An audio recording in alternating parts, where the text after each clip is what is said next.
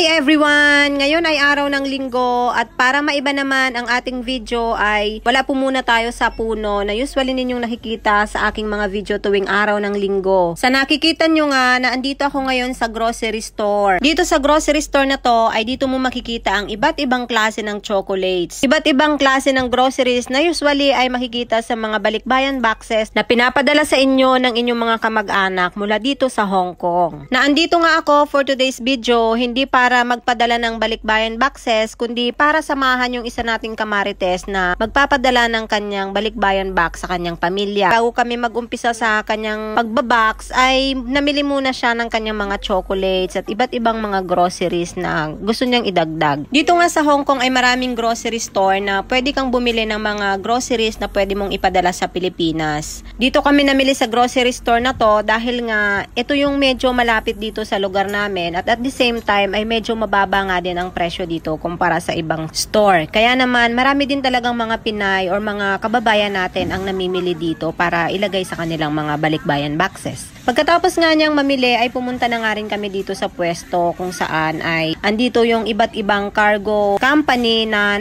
pinapadalhan ng aming mga balikbayan boxes. Hindi rin naman karamihan yung kanyang ipapabox kaya maliit na box lang din yung kanyang ginamit. Halos wala pa nga yatang 30 minutes ay natapos ko na ngang ipack yung kanyang mga bagahe. Kaya naman habang inaantay namin yung magsasara ng box ay nag-aura-aura muna ako habang piniflex ko yung mga kababayan natin na nagbabox dyan sa paligid namin.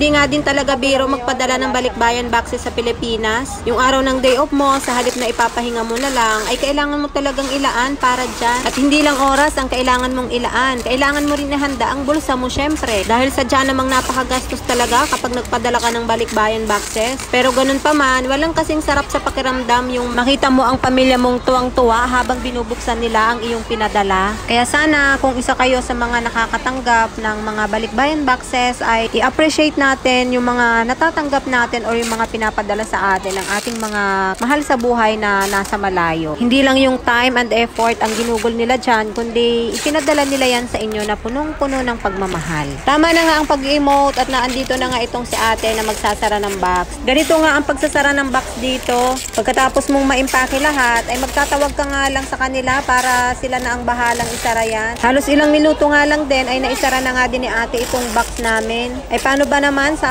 halos araw-araw ba naman yung ginagawa yan? Ay kaya sanay na siyang gawin.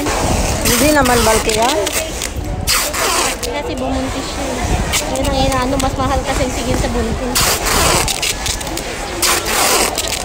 Ang sabi nga niya ay medyo bumuntis daw itong box namin. Ay paano ba naman? Kaysa naman kumuha pa kami ng malaking box, ay pinagkasya na nga lang namin lahat. Kaya naman ang kinalabasan ay nabuntis nga talaga siya at hindi nga namin alam kung sino ang ama. Kaya naman ang ginawa namin ay inapak-apakan pa dahil nga medyo may kamahalan nga daw ang bayad kapag medyo bulkish. Buti na nga lang talaga at nadala siya sa pag-apak-apak. Ikaw ba naman apak-apakan ng mga mabibigat na tao ay ewan ko na lang din. At nung maplat na nga ay sinulatan na nga ng ating kamarites kung saan niya ipapadala ang kanyang box. At pagkatapos ay binayaran niya na rin syempre dahil hindi yan makakarating ng Pilipinas kung walang bayad.